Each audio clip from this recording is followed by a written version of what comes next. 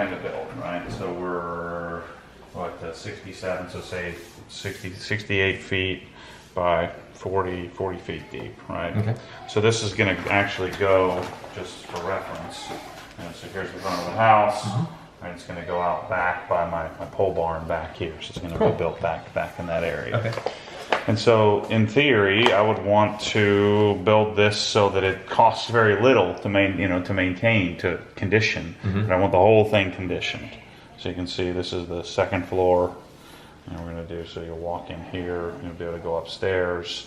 This will be storage, but these will all be, this whole space will be conditioned space. So this bathroom is on the second floor? No, this is all first. Oh, okay. So the second floor is just Oh, I see. Okay.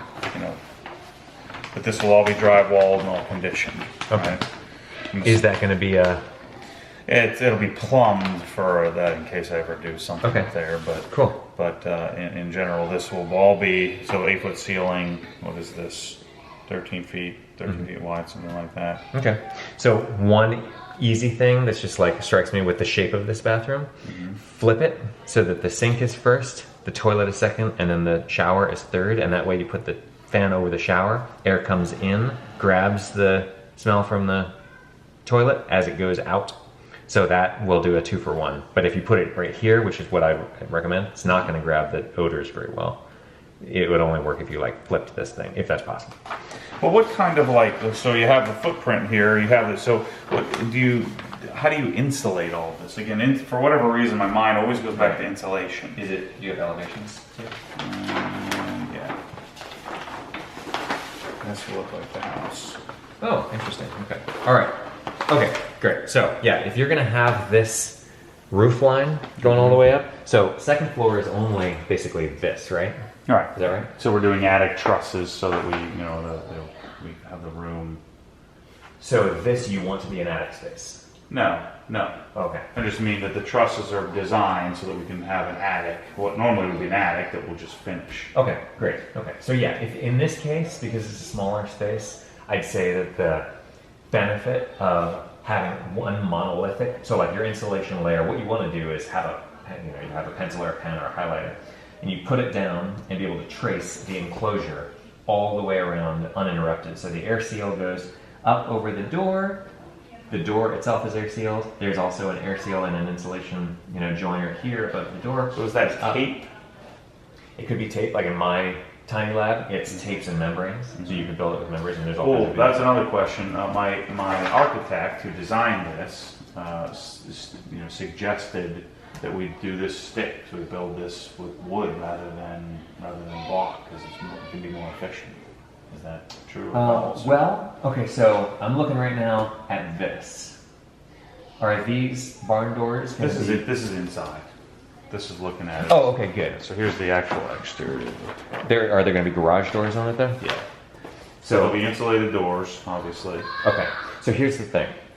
These doors are, it's very difficult to get those to be perfectly airtight because they move so much that it's not like a flat panel that's closing. They're going to be, are these solid or are they hinged? They'll be hinged. Okay, yeah, so like, when it's like 4-panel doors. Right. So every single seam in there, pretty unlikely that is the weather stripping is going to be able to be there in the first place, and also is going to last and be the same over the years. So the air tightness of this building is probably not going to be, you're not going to build a super airtight place. So when you do the analysis of how big of a HVAC system we're going to put in here, you want to know, okay, it's probably going to be a little bit more air leaky. Here's how air leaky we think it might be. And also, all the air leakage should be down here. So based on the stack effect thing, we've got air, like if you seal up one end or the other, if you think about hot air balloon, it has a giant hole in it, but only on one end, on the bottom. There isn't a hole on the top, and so nobody cares about the hole on the bottom. So here, we've got a big hole on the bottom, and you've got a top floor. So air can't leave because it can't get sucked in if we do a really good job air sealing up top.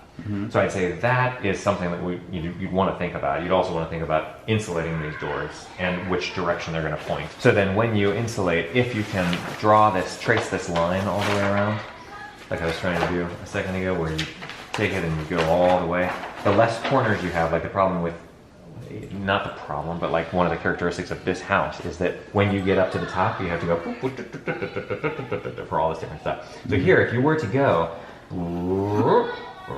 all the way down like that, now you have every inch of roof is the same. It's treated the same, it's built the same, it's insulated the same. If you were to go like this and then there, you would probably use a different material here than here, or a different technique. And so that, just that one change, when you engineer it, when you actually install it, it's gonna be harder if you start changing your mind. So what I would say, don't do in general, is don't think one approach is gonna be perfect everywhere. Like one of the mistakes, in my opinion, I'm not a salesperson and I also don't wanna be sued, but spray foaming every inch of everything is a mistake. Because spray foam has a very particular kind of moisture permeability. And if you make everything the same, like if you use the more dense spray foam, 2-pound spray foam, that does not allow moisture through. So now you've got a big plastic box, and if there is a moisture problem inside, or if there's a moisture problem outside, it's gonna, like, something is gonna happen because you're stopping moisture. Which is not generally a good idea, because it's like a teenager, it's gonna screw up your life if you stop it from doing what it wants to do. So I'd say, you know, if you're going to spray foam, great. Spray foam the roof here. You can do it with a cheaper material, and if you frame, which is the way I build, I don't know much about blocks, but blocks you lose a lot. The block is like 4 inches, 6 inches thick, and then you're going to put as little framing as possible on the inside of that because you don't want to lose your space. So yeah, frame the whole thing. Is this a block house? This is block, yeah. Okay, cool. I'm going to reassess what I said earlier. You don't have R19 in the walls. You probably got R7 or something like that. But, you know, if the block is insulated, etc. So I'd say don't worry about insulated blocks. Go ahead and skip that altogether and do frame, notwithstanding hurricanes, which is like, you know, I'm not a hurricane expert. They strap it here. And Yeah, totally. And you can do that. So, yeah, if you did 2x6s everywhere, or if you did 2x4s everywhere, that would change the equation. And you can simply, in the energy modeling software, when we model this place, we could put it in and say, okay, if we put R19 in 2x6 walls, what is that going to mean? And if we put 2x4s with R15 in it, what is that going to mean? And so now you can make a real sober assessment of, is it worth it to go to 2x6, because it's a lot heavier, it's more work, it's more wood, all that stuff. So in other words, I can call you when it's time to put the walls up, or when it's time to build this thing, and you can tell me what to do? Yeah, totally. This is the little kind of thing that you can tell whether an architect or engineer is using every opportunity to do something higher performance. This is the header detail. Headers are structural supports where you're interrupting the stud pattern of the walls, right? You're going to put a door under this or a window under this. What they've got is 2 pieces of 2x, which is 1.5 inch deep, which is 3 inches, but you need to make up this extra 1/2 inch. And what he has in there now is plywood, which is not insulating. And an easy fix is to replace this plywood with 1/2 inch of XPS, which is this pink foam insulation board. And that would add a little bit of insulation value, which here makes a big difference because you've got a lot of moisture, like it's very sensitive. So if you have a little bit of insulation, it might actually help prevent any condensation issues if the circumstances are exactly right. So that's the kind of thing that when I'm looking over a set of plans, like I look at that kind of thing and I'm like, okay, so now I'm going to dig a little bit deeper because I know that the person who drew up these plans is not necessarily thinking about the same things that I'm thinking about. And if I'm on this job, my job is to think about all the invisible dynamics that are going on that are hidden underneath what this means.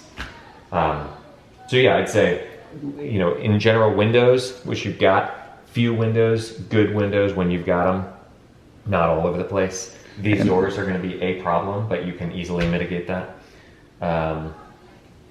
Yeah, I mean, this looks really simple. The square is a great shape. That is a great shape. Not a lot of gables and stuff like that is good. Are there gables on?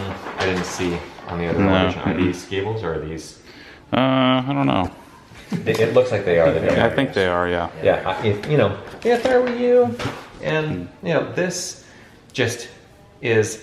You'd want to pay attention to that. So what I would highly recommend doing is when you have this built, if you're going to have all these corners here, and the intertightness and the insulation is very important to you, before the HVAC guy comes along and installs something that's supposed to match and be tuned with the enclosure, have it inspected by a third party.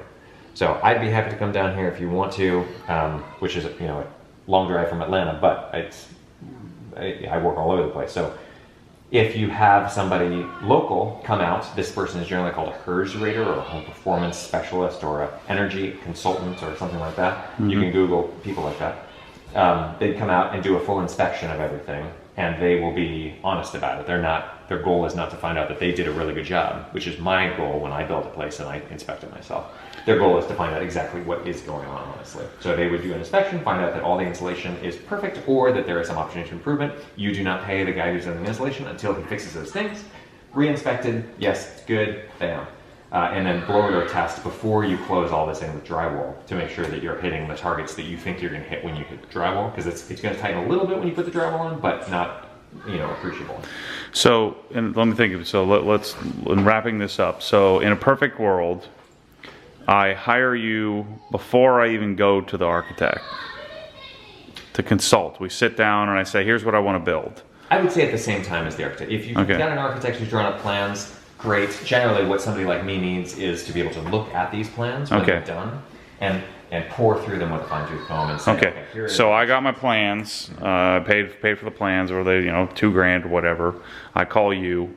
I say, okay, I got the plans. I'm gonna send you the plans so you can think about them, obsess over them for a week or so, or however long that takes. Yep, a week. You send me a bill for that consulting. There's a consulting fee for that, right? And then when it's time to, so then we go back to the architect. The architect then makes adjustments to the detail stuff of how we're going to construct this. Exactly. And then they start building the place. So I hired my contractor. I introduce you to the contractor, right?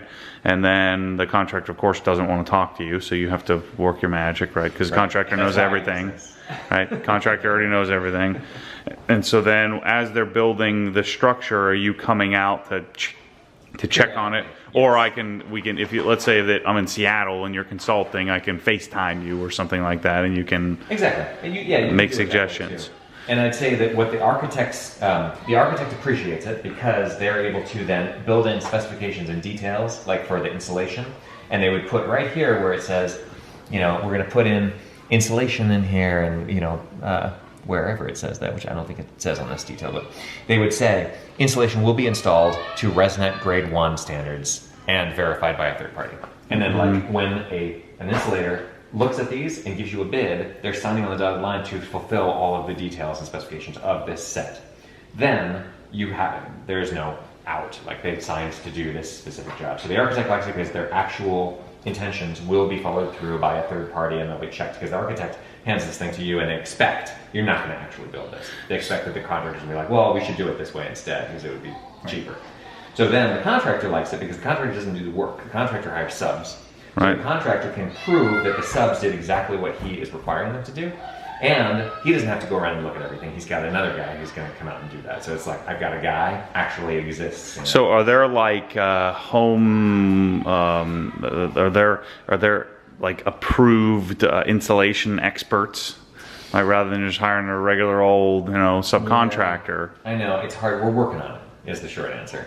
We're putting on a TV show, hopefully next year, 2018. It's called Home Diagnosis. And we're trying to get this in front of normal people, because this is the thing. It's like, if your audience sees this and they're like, ooh, I want an installation contractor that can do a blower door test. Right. And they start asking installation contractors, making calls and be like, hey, do you do blower door tests? 5 installation companies in Seattle are going to get a call and be like, we have to get a blower door. Like, what is this thing? I don't know, because we've gotten 5 calls. Even if they had one, would they even know what to do with it? Exactly. And this is the thing, is that market pressure, if we have people asking for this stuff, then they deliver it. That's how it works. So no professional's going to go out and do this when you don't want it. So if, let's say let's just give you an example here. So I'm building a $1.2 million house in just outside DC in Arlington, Virginia. I'm going to be building this new house. It's going to be 4,000 square feet, and I want this home to perform. What do I do? So you would bring somebody like me in early in the process when you've got the plans, and then have I call it owner advocacy. So what does that cost? My $1.2 million less than 1% of the total.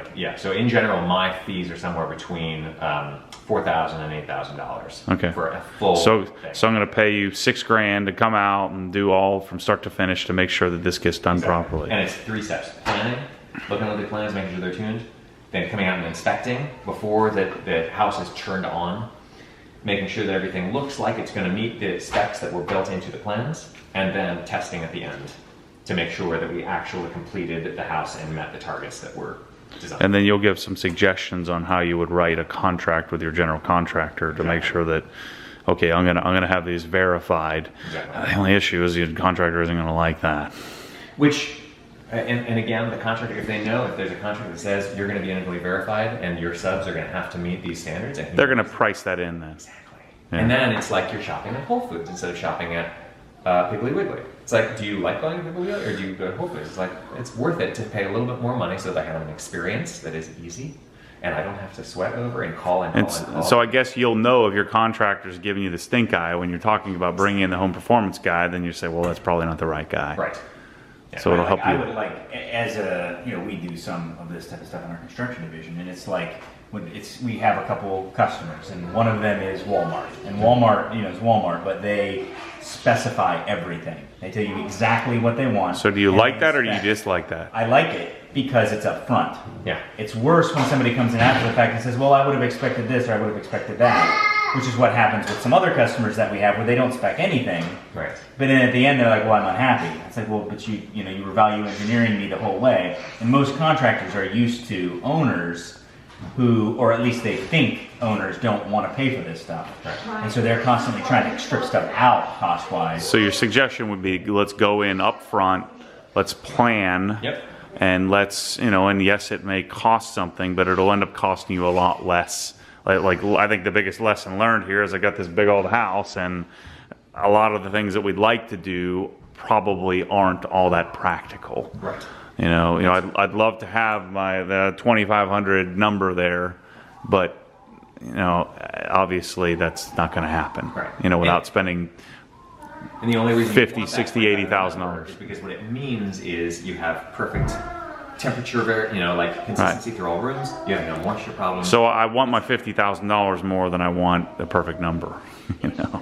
Right. I think Exactly. at this point. But if I'm building this and it costs me $6,000 or $8,000 or maybe $10,000 more on a $300,000 building. And what you also get is that value engineering process, which is not in our experience, value engineering is a bad word because it's like people who don't know anything about this saying, well, do we really need headers? Because it's expensive. I was like, you need this 7 times. So what you really want to do is come through and say, okay, we can put icing in here. It's going to cost this much. Or I can put Roxel in here, and it's going to cost this much.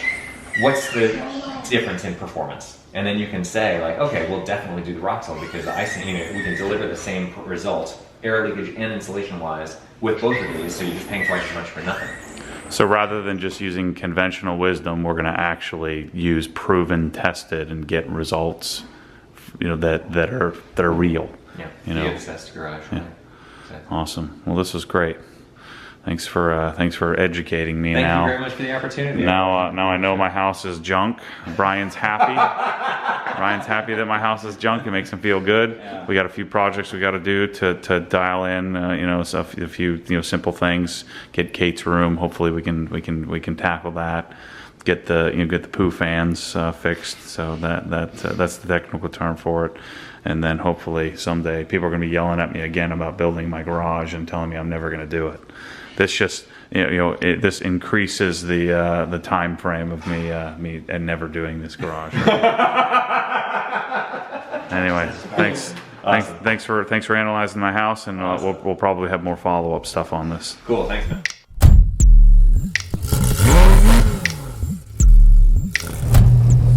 What happens when the force pulls you back, your foot naturally comes off the gas. You have to keep your foot to the floor, foot to the floor.